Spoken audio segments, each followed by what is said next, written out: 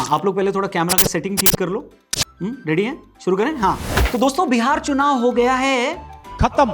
Voters ने महागठबंधन को बोल दिया है टाटा। तेजस्वी जी के भी सीएम बनने की उम्मीद को कह दिया गया है गुड बाय। और राहुल गांधी जी का भी सारा इल्जाम बेकार हो गया।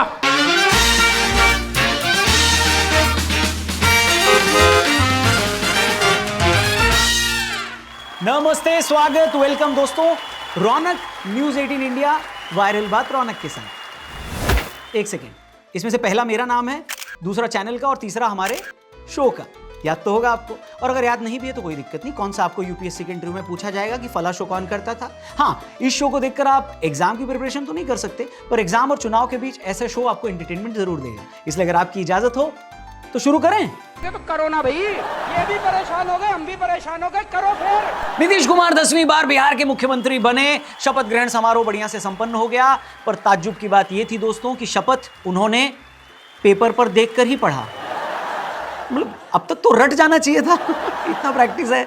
मतलब बस कह रहे हैं, बेचारे भूल गए होंगे, टेंशन बहुत है ना। अच्छा, नीतीश कुमार जी शपथ लेने से पहले गवर्नर को यह भी बोल सकते थे कि मेरे को रूल्स पता है, इसीलिए आप अभी मेरे को रूल समझाने मत बैठना। प्रधानमंत्री मोदी जी भी नीतीश कुमार जी के शपथ ग्रहण समारोह में पहुंचे थे। उन्होंने बिहार की जनता का अभिवादन गमछा घुमाकर किया। गमछा दूसरी चीज है जो मोदी जी ने बिहार इलेक्शन में घुमाया है।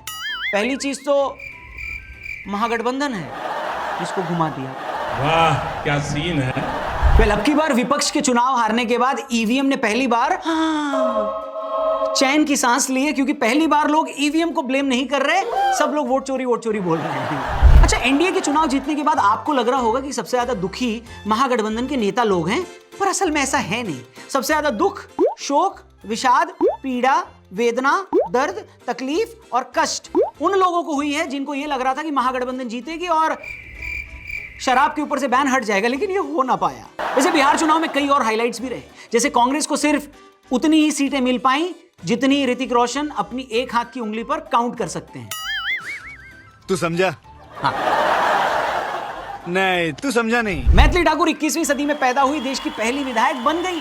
अब कोई ये ताना तो कम से कम नहीं मारेगा कि जेनजी कर क्या रहा है। जेनजी ऑफिशियली देश चला रहा है, देखो।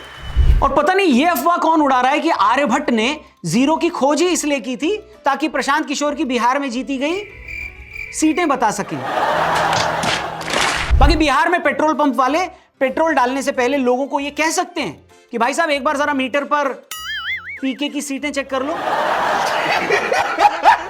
वैसे प्रशांत किशोर ने कहा था कि अगर जेडीयू 25 सीट भी ले आई तो वो पॉलिटिक्स छोड़ देंगे, लेकिन अब चुनाव के बाद उन्होंने यू टर्न ले लिया है।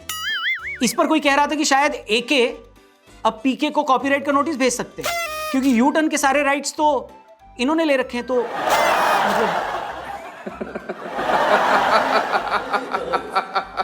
रोहिणी आचार्य और तेजस्वी यादव की घर की लड़ाई अब सड़क तक आ पहुंची है। दोनों में भयंकर फाइट चल रही है। इससे पहले तेजू भैया यानी तेज प्रताप यादव लड़ाई करके घर से पहले ही जा चुके हैं। मतलब इस घर में इतनी लड़ाई हो रही है, मेरे को समझ नहीं आता कि इसे फैमिली क्यों कह रहे हो आप। अखाड़ा घोषित कर दो यार। घर से निकाल दिया जाएगा, आपको बदनाम किया जाएगा, आपको गाली दिलवाया जाएगा, आपके ऊपर चप्पल उठा करके मारा जाएगा। बाकी इस हफ्ते की एक बड़ी खबर यह भी रही कि चेन्नई वालों ने रविंद्र जडेजा को छोड़ दिया और उनको राजस्थान भेज दिया। लोग कह रहे हैं कि लॉयल्टी नाम की चीज नहीं रही दुनिया में। अच्छा, लॉयल्टी ढूंढ रहे हो? रोहिणी जी से पूछो। यहाँ फैमिली में लोग लॉयल नहीं रहते, तुम लोग आईपीएल टीम में लॉयल्टी ढूंढ रहे हो। लॉयल्टी बोला, रॉयल्टी बोला मैंने, अब बोल दिया, छोड़ो आगे बढ़ते हैं। बाकी दोस्तों, 19 नवंबर को दुनिया ने इंटरनेशनल मेंस डे मनाया। ये बात मुझे 20 नवंबर को पता चली।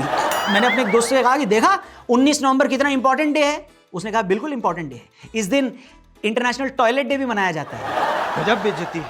दोस्तों, भारतीय सेना ने पाकिस्तान की गीदड़ भक्कियों का जवाब देते हुए कहा है कि जो ऑपरेशन सिंदूर था वो पिक्चर तो अभी शुरू हुई है। अभी तो पाकिस्तान को बहुत कुछ देखना और झेलना है। पाकिस्तान का सामने से जवाब आया कि ये तो चीटिंग है। अगर सचमुच वो पिक्चर थी तो उससे पहले मुकेश का गुटखा खाने वाला ऐड क्यों नहीं आया। तो पाकिस्तान वालों से कहना चाहूंगा कि पान मसाला खाना और भारत से भिड़ना दोनों ही स्वास्थ्य के लिए हानिकारक होता है। बात तो सही है। अच्छा, श्रीलंका की क्रिकेट टीम अभी पाकिस्तान में है और वहां पर शाहीन अफरीदी ने उनको एक पार्टी दी थी, जिसके बाद श्रीलंका के प्लेयर्स को वो लग गई। उनकी तबीयत खराब हो गई। पाकिस्तान वालों को लगा होगा कि सामने वाले का परफॉर्मेंस तो खराब कर नहीं सकते, खाने में जमाल गोटा मिला के पेट ही खराब कर देते हैं। ये गड़बड़ है बाबा। अच्छा, पाकिस्तान के एक रैपर तलहा अंजुम ने नेपाल में अपने कॉन्सर्ट के दौरान तिरंगा लहरा दिया और दिल्ली धमाके के बाद उन्होंने दुख भी जताया। आगे बढ़ते हैं। आगरा में 2 भाई विधायक बनने का नाटक करके होटल में 18 दिन फ्री में रहे और साथ में अपने ड्राइवर को एक अलग कमरा भी दिलवा दिया। ऐसे ही लोगों को देखकर तो मोदी जी ने बोला था, क्या बोला था? कितने तेजस्वी लोग हैं हमारे पास, कितने शानदार विचार रखते हैं जी। तेजस्वी से याद आया, पिछले 2-3 हफ्तों से देश भर में चर्चा का केंद्र सिर्फ बिहार है और उसमें भी नीतीश कुमार है। नीतीश जी के लिए सबके मन में #रिस्पेक्ट आ चुकी है, क्योंकि एंटी इनकम्बेंसी में से उन्होंने एंटी और इनकम्बेंसी दोनों अलग अलग करके विपक्ष को पकड़ा दिया है और बोला है कि आप लोग को जैसे चाहिए इसको यूज कर सकते हैं। वहीं पूरी दुनिया ये सवाल कर रही है कि आखिर नीतीश कुमार ने ऐसा क्या कर दिया कि बार बार लगातार बिहार उनके अलावा किसी और को मुख्यमंत्री बना ही नहीं रहा है।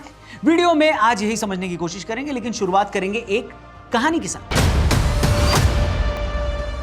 साल 2003 या 4 के आसपास की बात है दोस्तों। विराट कोहली के नाम की चर्चा दिल्ली के क्रिकेटिंग सर्कल में होने लगी थी। लोगों को लग रहा था कि एक लड़का है जो सहवाग और गंभीर की तरह दिल्ली का नाम पूरी दुनिया में ऋतिक करने वाला है, रोशन करने वाला है। दिल्ली की अंडर 17 टीम में विराट कोहली काफी पॉपुलर प्लेयर थे, लेकिन वो इस टीम के अकेले पॉपुलर प्लेयर नहीं थे।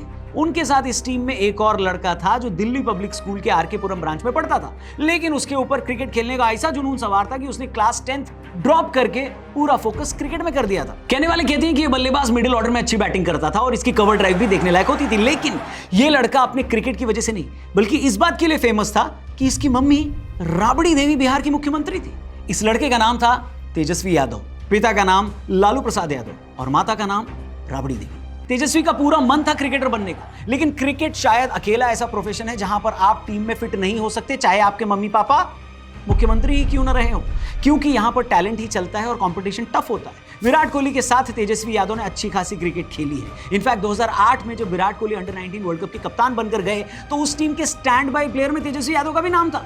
हालांकि स्टैंड बाय की जरूरत नहीं पड़ी, अगर पड़ जाती तो तेजस्वी यादव भी आज अंडर 19 वर्ल्ड कप विनर होते। इसके बाद ड्राफ्ट साइनिंग से दिल्ली डेयरडेविल्स की टीम ने तेजस्वी यादव को आईपीएल में साइन किया। 2008 से लेकर 12 तक तेजस्वी यादव दिल्ली डेयरडेविल्स की टीम का हिस्सा रहे। इस बीच उन्होंने Sehwag, AB de Villiers, Gautam Gambhir, Shikhar Dhawan, Shoaib Malik, Daniel Vettori, Glenn McGrath जैसे दिग्गजों के साथ ड्रेसिंग रूम भी शेयर किया, लेकिन उनको एक भी मैच खेलने का मौका नहीं मिला। यानी तेजस्वी 4 साल दिल्ली का हिस्सा होने के बावजूद भी डेब्यू नहीं कर पाए। और जब क्रिकेट में उनकी दाल नहीं गली तो उन्होंने क्रिकेट छोड़ छाड़ कर अपने पिता की तरह पॉलिटिक्स पर ध्यान देना शुरू कर दिया। उनको लगा होगा कि क्रिकेट की पिच पर तो कुछ कमाल हो नहीं पाया, लेकिन पॉलिटिक्स तो भैया खानदानी विरासत में मिली हुई है, यहाँ पर तो मामला जम ही जाएगा और कभी ना कभी तो सियासत की पिच पर तो सेंचुरी लगेगी और कभी ना कभी तो बिहार के मुख्यमंत्री बनेंगे ही। लेकिन 2012 में क्रिकेट से रिटायरमेंट ले लेने के बाद तेजस्वी यादव 3 बार बिहार में विधानसभा चुनाव देख चुके हैं और तीनों बार बिहार के मुख्यमंत्री पद को उन्होंने एक ही इंसान के पास जाते हुए देखा है, नाम है नीतीश कुमार। आप चाहे तो कह सकते हैं कि जिस तरीके से तेजस्वी यादव क्रिकेट में अनलकी रहे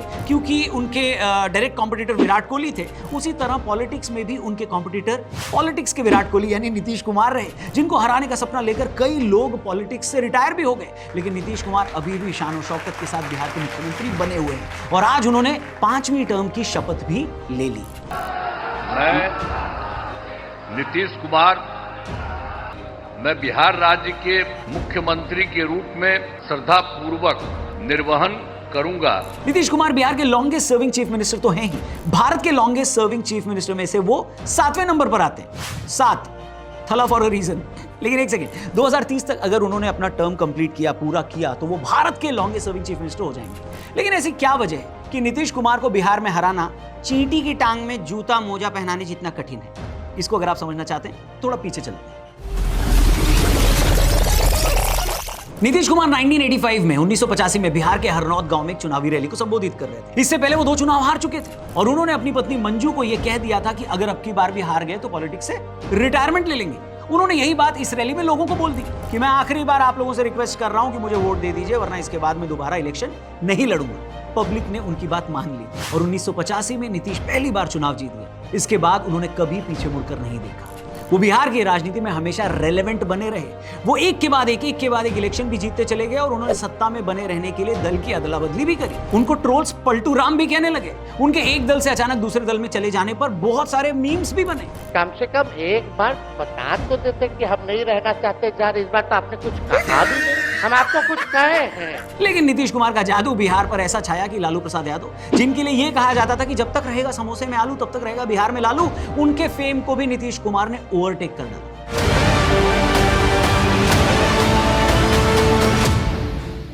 2020 के चुनाव में नीतीश कुमार एक बार फिर बोल पड़े कि अगर वो हार गए तो 2020 उनका आखिरी इलेक्शन होगा। नीतीश हारे तो नहीं, लेकिन उनकी पार्टी जनता दल यूनाइटेड 43 सीटों पर सिमट कर रहेगी। लेकिन बीजेपी को पता था कि नीतीश के बिना काम नहीं चलना, इसलिए उनको चीफ मिनिस्टर फेस बनाना पड़ा। हालांकि उन्होंने 2 डिप्टी चीफ मिनिस्टर नीतीश के पीछे लगा दिए। 2025 विधानसभा चुनाव से पहले बीजेपी एक बार फिर नीतीश के साथ मिलकर अपना चुनाव प्रचार नहीं कर रही थी, क्योंकि स्टेट यूनिट चाहता था कि अगर अब की बार एनडीए की सरकार जीते बने तो चीफ मिनिस्टर बीजेपी से ही होना चाहिए। लेकिन पहले फेज के साथ ही बीजेपी को यह बात क्लियर हो गई कि नीतीश के खिलाफ कोई भी एंटी इनकम्बेंसी वाली हवा नहीं चल रही है, बल्कि महिला और इकोनॉमिकली बैकवर्ड क्लास तो नीतीश कुमार पर और भी ज्यादा भरोसा करने लगा है। इसी वजह से अमित शाह से लेकर सम्राट चौधरी तक सबको यह कहना पड़ा कि भाई बिहार में तो चीफ मिनिस्टर की पोस्ट खाली नहीं है, क्योंकि यहां पर तो सिर्फ और सिर्फ नीतीश कुमार ही हैं। 2025 विधानसभा चुनाव में तो नीतीश बाबू ने गर्दा ही उड़ा दिया। जब वोटों की गिनती हो रही थी, शुरुआती रुझान में 3 घंटे के भीतर ही एनडीए की सरकार बहुमत वाले मार्क से बहुत ज्यादा आगे बढ़ गई थी। जो डैमेज जेडीयू को 2020 में हुआ था, नीतीश कुमार उसे कवर कर चुके थे। चुनाव से पहले नीतीश कुमार के स्वास्थ्य को लेकर भी बड़ी सारी अफवाहें उड़ रही थी, लेकिन नीतीश कुमार के चुनाव प्रमोशन और प्रचार के बारे में जब आप सुनेंगे तो आपकी खुद की कमर में दर्द होने लगेगा। 74 साल की उम्र में बिहार विधानसभा चुनाव में उन्होंने 84 रैलियां की। अगर कंपेयर किया जाए तो उनसे बहुत ही ज्यादा यंग तेजस्वी यादव ने 85 रैली करी, यानी नीतीश कुमार तेजस्वी यादव से सिर्फ 1 रैली कम उन्होंने करी। अब आप सोचो यार, 84 रैली मात्र कुछ ही दिनों में, वो भी 74 साल की उम्र में। हम लोगों को अगर मम्मी संडे वाले दिन धनिया लाने को भी कह देना तो हम लोगों के पैर में हार्ट अटैक आ जाएगा। नहीं, नीतीश कुमार की डेडिकेशन को देखकर होम मिनिस्टर अमित शाह ने भी कह दिया कि भैया जो बंदा दिन में 5-6 रैलियां कर रहा है, उनकी हेल्थ को क्या ही दिक्कत हो सकती है। जहाँ तक हेल्थ का सवाल है, नीतीश जी मेरे हिसाब से, मेरी जानकारी के हिसाब से रोज 4 सभा कर रहे हैं, सबके बीच में जा रहे हैं, और कम से कम 2.5 किलोमीटर 3 किलोमीटर चलोगे तब 4 सभा कर पाओगे। कहाँ हेल्थ का सवाल है। लेकिन कई पॉलिटिकल एक्सपर्ट्स को यह लगता है कि बीजेपी, जिसका सक्सेस रेट इस बार 90% रहा है, उन्होंने शायद किसी भी विधानसभा चुनाव का सबसे बेहतर परफॉर्मेंस दिया है। क्या वो नीतीश कुमार को एक पूरा टर्म खत्म करने देगी? इसका जवाब है हाँ, देना पड़ेगा, क्योंकि नीतीश कुमार को इतना बेहतरीन मैंडेट मिला है कि उनके खिलाफ जाने का मतलब है महिलाओं और इकोनॉमिकली बैकवर्ड क्लास के खिलाफ चले जाना। नीतीश के अलावा और कोई ऑप्शन दूर दूर तक बिहार की पॉलिटिक्स में है क्या संजू बाबा? नहीं। आनंद बख्शी साहब ने 1980 में लिखा था कि शीशा हो या दिल हो, आखिर टूट जाता है। और सही बात है, कोई ना कोई चीज कभी ना कभी तो टूटेगी। रेसलमेनिया में अंडरटेकर की विनिंग स्ट्रीक भी टूट गई। वर्ल्ड कप में इंडिया की पाकिस्तान के ऊपर विनिंग स्ट्रीक टूट गई। जिनको लगता था कि उनका प्यार ही सच्चा है और अच्छा है, उन लोगों के दिल भी टूट गए। लेकिन नीतीश कुमार की विनिंग स्ट्रीक आज भी सलामत है। 19 नवंबर था कल, यानी 19 नवंबर के ही दिन इंडिया 2 साल पहले ऑस्ट्रेलिया के खिलाफ वर्ल्ड कप हारी थी। लोगों को अब ये लग रहा है, अफवाह फैलानी लोगों ने शुरू कर दी है कि अगर उस मैच में नीतीश बाबू को खिला लेते तो हम उस दिन भी ना हारते। अंग्रेजी में भी कहा जाता है कि डेथ एंड टैक्सेस परमानेंट होते हैं। इसमें आप चाहो तो ऐड करके लिख सकते हो कि डेथ, टैक्सेस और बिहार में नीतीश कुमार परमानेंट है। अगर आज चाणक्य जिंदा होते तो आकर नीतीश को शाबाशी देते, क्योंकि बिहार वालों ने चुनाव दर चुनाव ये साबित कर दिया है कि क्यों करें विचार, ठीक ही तो है नीतीश कुमार। और अगर आपको लगता है कि अब आने वाले टाइम में कुछ बदलेगा, तो मैं आपको बता दूं कि ये मुंगेरी लाल के हसीन सपने के हिसाब से बिहार में नीतीश कुमार का कोई विकल्प मौजूद ही है क्या संजू बाबा? नहीं। मैं आपको कल यही मिलूंगा न्यूज़ 18 इंडिया पर लेकर वायरल बात मेरे यानी रौनक के साथ। स्क्रीन पर आपको हमारे यूट्यूब चैनल और सोशल मीडिया हैंडल्स दिख रहा होगा। प्लीज फॉलो मत करना। क्यों बोला मैंने? कलयुग है, इंसान को जो बोलो उसका उल्टा ही करता है। इसीलिए कल मिलते हैं 8:25 यहीं पर। Thank you for watching. जय हिंद। किशोर जी आ गए ना? हाँ, 100 बात की एक बात, या मेरे को तो नहीं करना शो?